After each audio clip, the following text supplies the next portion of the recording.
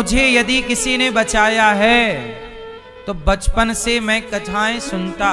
सत्संग बहुत करने से ये लाभ हुआ कि उस सत्संग की छत्र छाया ने मुझे हर कुसंग से बचा करके रखा। बच्चों को बचाइएगा, आजकल के बच्चों को कथा जरूर सुनाइए।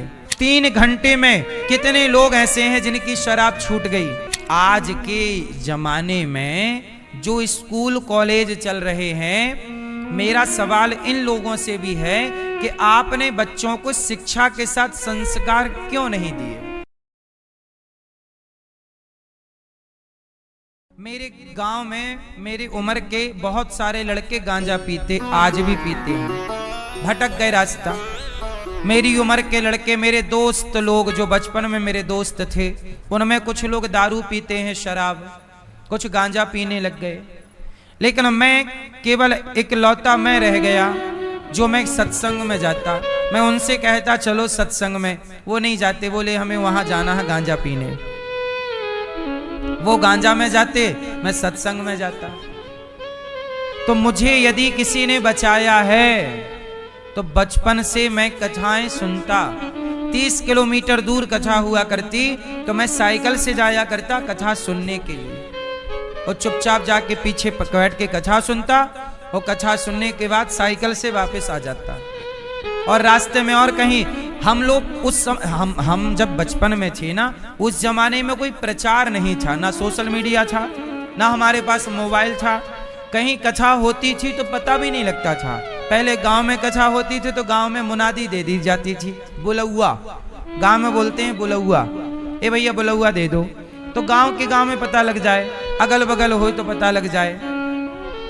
पर कथाएं बहुत कम हुआ करती थी पहले। कभी 25-50 गांव में, एक गांव में कभी कथा हो तो पता भी ना लग पाए।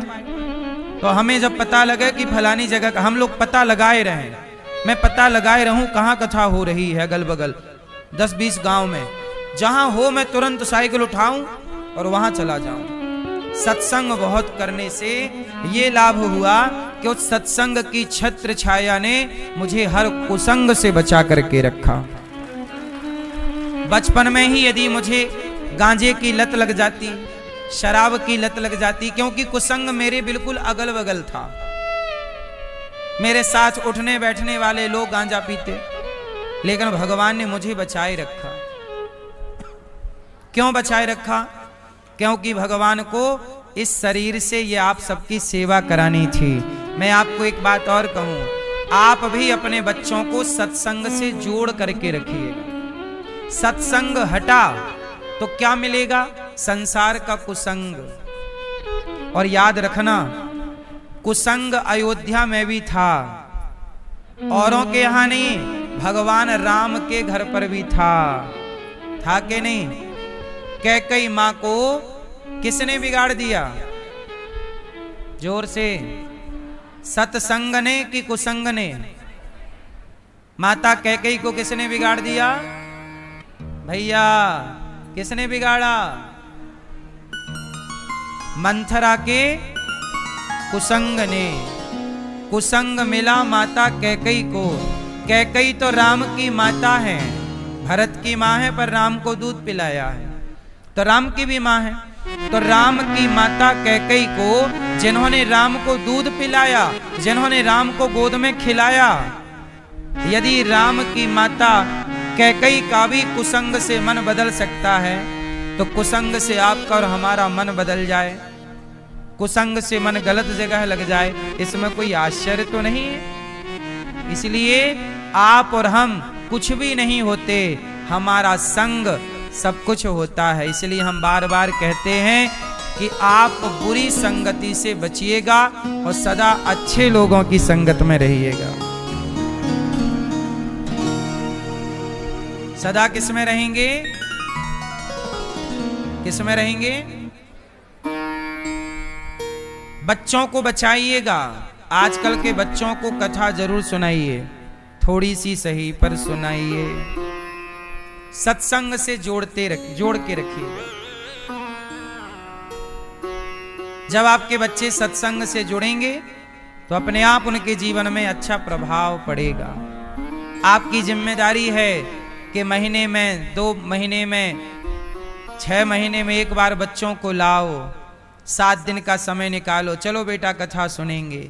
अब आजकल माँ बाप सारी जिंदगी काम काम करते हैं और बच्चे हाथ से चले जाते हैं, फिर रोते हैं कि बेटा सुनता नहीं। भाई आपने भी तो पिता होने का कर्तव्य नहीं निभाया, आपने भी तो माँ होने का कर्तव्य नहीं निभाया। बेटे को पैसा दे देना, जमीन जायदाद दे देना केवल यही कर्तव्य नहीं है, पढ़ा लिखा के खड़ा कर देना यही कर्तव्य नहीं है, संस्कार देना भी माता पिता का कर्तव्य है।